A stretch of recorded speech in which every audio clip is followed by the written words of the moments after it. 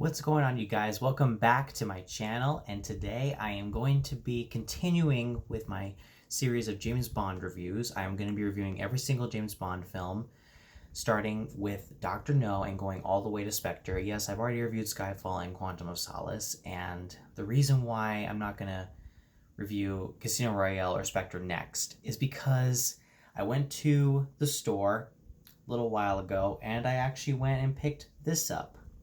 The official James Bond collection, all 24 films on Blu-ray. I'm very excited to be reviewing every single movie, and what better movie to start off with than Dr. No. So Dr. No came out in 1962. It was the first ever official James Bond film, and if you guys don't know, there was a Casino Royale version in the 50s that was made for TV, but Dr. No was the first official James Bond film we've ever gotten, and this one basically kickstarted Sean Connery's career, and it's basically about James Bond's, one of his partners is killed, and he must try to figure out who was responsible for his missing agent, and also for a company known as Spectre, which if you guys have seen Spectre, you know this is actually the first James Bond film, but it also is the first movie to introduce Spectre. And this is the brand new, and this is the basically the official one where they try to hack a space program. So in case you guys aren't familiar with Sean Connery as James Bond, my question is, why aren't you? Especially if you're a James Bond fan. Like, Sean Connery is like the first thing that pops in my head when I think of James Bond. Him or Daniel Craig, one of the two, or Roger Moore if you're more familiar with him. Those three most likely.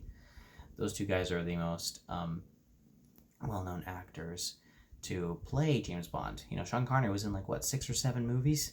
So, but guys, this one, I hadn't seen this movie in a very long time, and I knew that it was the first ever James Bond film, like official. I'm going to say first ever, but just know I'm saying first official James Bond.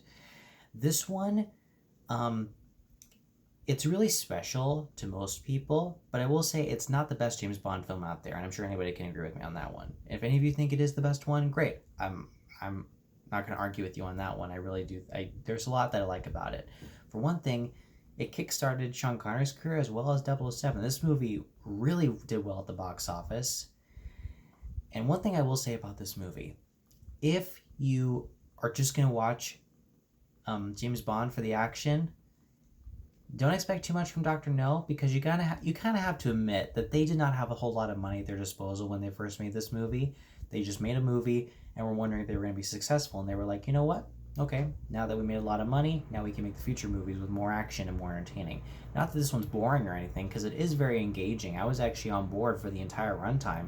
It's just that the lack of action still kind of, it's like, I want a little bit more out of this, but I still can't fault the movie because it was their first official Bond film, and they needed something to really grasp onto, which is why I'm really excited to see what the future Bond films hold as far as this franchise.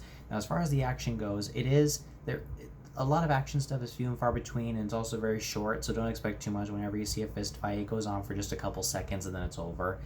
But the choreography with Sean Connery was really great. Sean Connery as James Bond, I can't get enough out of that guy, because he brought something to James Bond that nobody else can. Like, obviously him and Daniel Craig are my top 2 as far as Bond guys, and I hope maybe that will change when I watch the other ones.